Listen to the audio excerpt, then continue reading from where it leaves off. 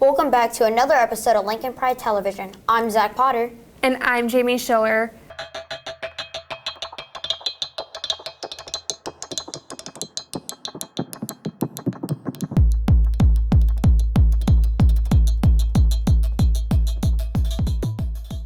Zach, just about everyone goes shopping, whether it's online or in a store, and some stores are starting to see that online shopping is getting more attention. Zach, which one do you prefer? I mostly shop in stores. I'm not a huge fan of all those scary and sketchy websites. With more on this, here are Clayton Ramsdale and Ava Viola. Over the years, online shopping has become more common. Those who have had the ability to shop online have found benefits and downsides to each industry on the market. So when businesses sell their products online, people don't have to actually waste their time and money driving, physically going to the store. So you saw it first with Amazon, was one of the biggest online dealers, and the thought behind the whole process was, if you want to buy, say, a video game, why get up and go spend your money and drive to Best Buy to go buy it? Clothing is one of the industries that's been affected by the ability to shop online. Those who like to shop for clothes have their own opinions about online or in-store shopping. You don't always find what you're looking for in the stores, so you can find it online, but then you also have to wait for it. Yeah. All right, do you prefer online shopping or in stores, and why? Online shopping, because there's deals, and I get everything really cheap. All right. It's convenient if you're really busy, and that you can find really good deals on the internet. You can't try things on, and with online shopping, you have to wait until you get it, so you might want to order it a couple weeks ahead. With modern-day technology, consumers have found a new way to shop without leaving their homes. This is Ava Viola and Clayton Ramsdale reporting for LPTV. Thanks, you two. I will definitely remember that next time I do any shopping. You may know that the Henry Dorley Zoo has 6 new elephants. Zach, have you been there to see them yet? No, I've not had the chance to go to the zoo yet, but when a nice summer day rolls around, I know what is first on my to-do list. Here are Nick Perry and Kaden Sprague with news on the elephant's arrival. The Henry Dorley Zoo has 6 elephants at display for the public. With the African Grassland Project costing $73 million, we are here at AL to see how students and teachers feel about the elephants at the zoo. Everyone's excited. They're cute. I haven't had elephants in 5 years, so it's nice.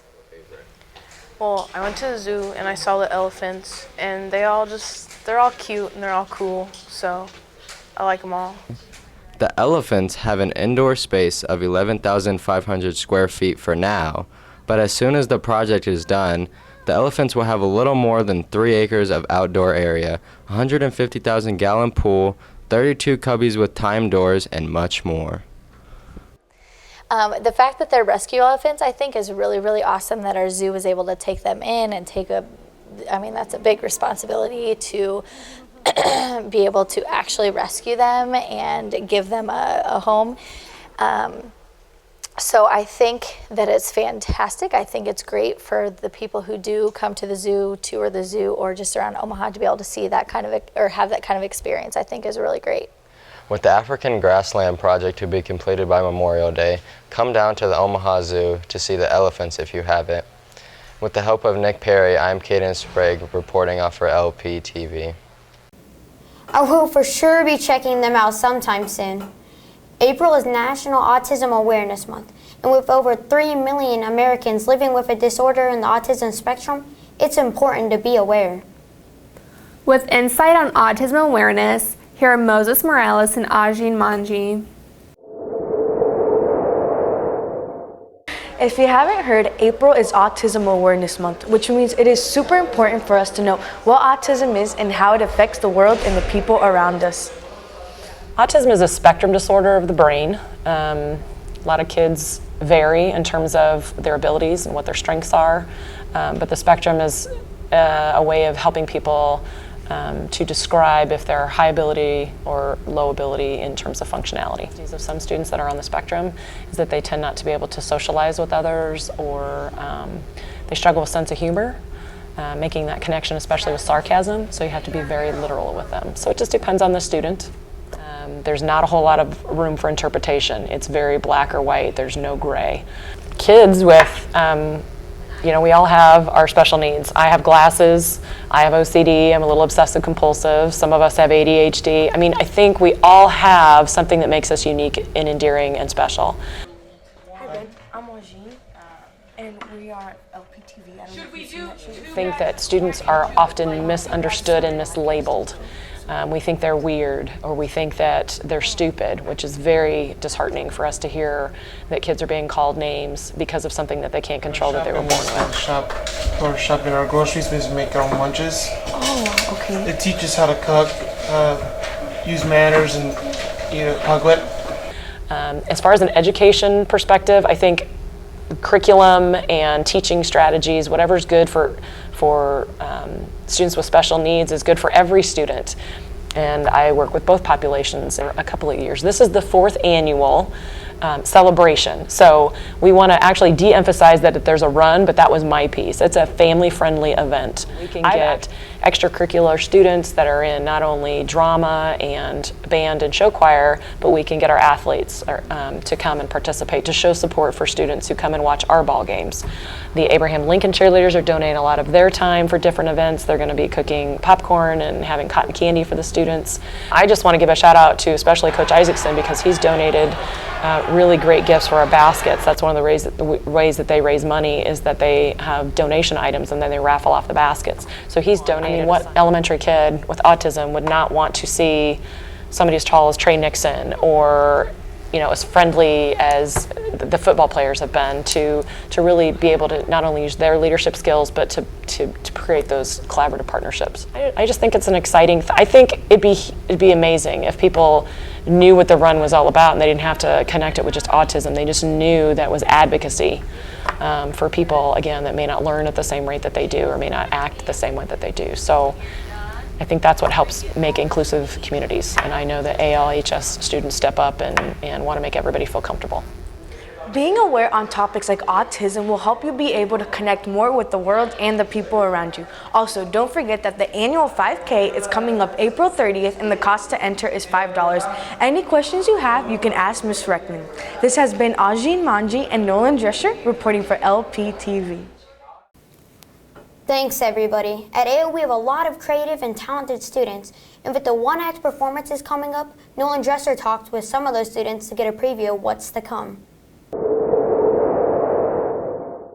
Some of the seniors are hard at work, practicing and writing their own plays for the Senior Play Showcase. It's essentially about two brothers, Todd and Jeff, who live in this horrible, awful little apartment, who have been lying to their parents for the last 5 years that they're these millionaire philanthropists, and they found out that today is the day that their parents are write some stuff that I could act out. And then when doing that, I discovered I really like writing and that I have a knack for it. So is that you can have like a really rough patch in your life, but things will get better and you'll always smile again. I feel like when I direct like my own play, I feel like it's a lot harder because you're trying to connect with the audience. Yeah, just everybody show up. Bring your family, bring your dogs, bring all pets.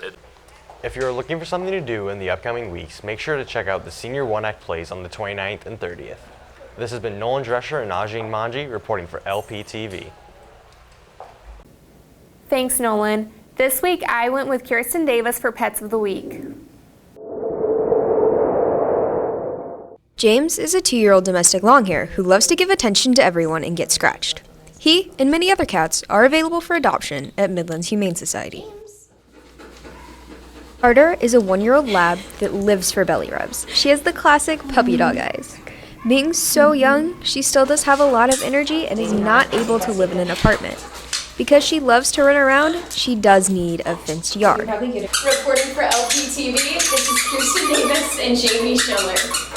Tennis season has started here at AL, and some students, such as myself, aren't really sure about the basics of the game. Here are Logan Pruitt and Allison Stuckey with some tennis basics.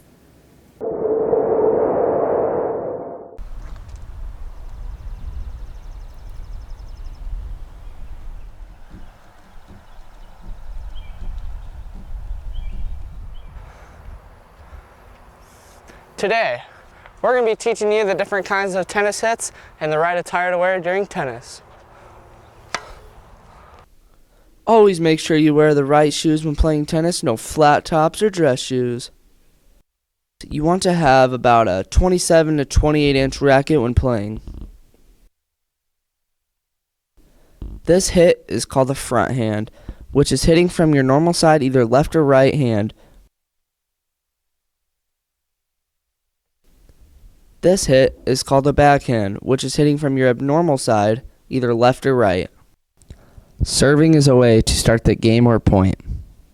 This is called a volley. A volley is when you're close up to the net and you hit to the opposite side of their guy. Your main point is to try to get the guy out. You should know a little bit more about tennis. A couple of weeks ago, AO students participated in a 48 tournament.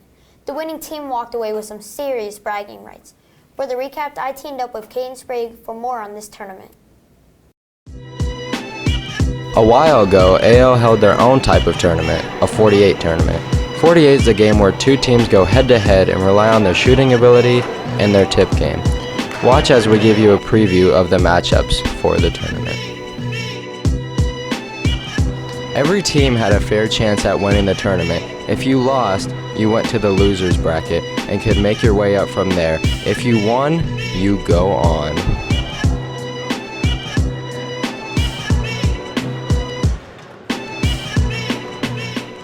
It was pretty cool, but I just wanted to win something, and I knew we were. Yeah, it was good. I don't know what to say. Oh yeah, the whole time. Yeah, we're pretty solid three-point shooters, so we figured we'd make it pretty far. No one can beat Jackie Moon and Steph Curry. That's true. I guess, yeah, luck of the jerseys and our skills. Definitely. They have to beat us twice, so. I hope so. I think we have a good chance. Finals included of Adam and Claire versus David and Landon. David and Landon had a hard path getting to the finals as they came up from the losers bracket. Adam and Claire, however, hadn't lost a game and looked to keep that streak going. In the first game, it was a close one, but David and Landon pulled out the W. In the second game, however, Adam and Claire had something to say about that and won the game in forced overtime. Adam and Claire ended up winning the whole 48 tournament.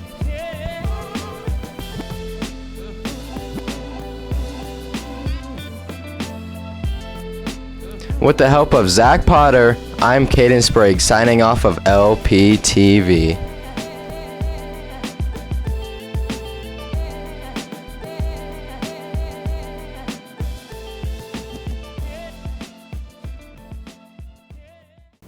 Also, congratulations to girls track on their amazing season so far. At the Glenwood meet on Tuesday, Mercedes Hart broke Glenwood's 200 record by fractions of a second.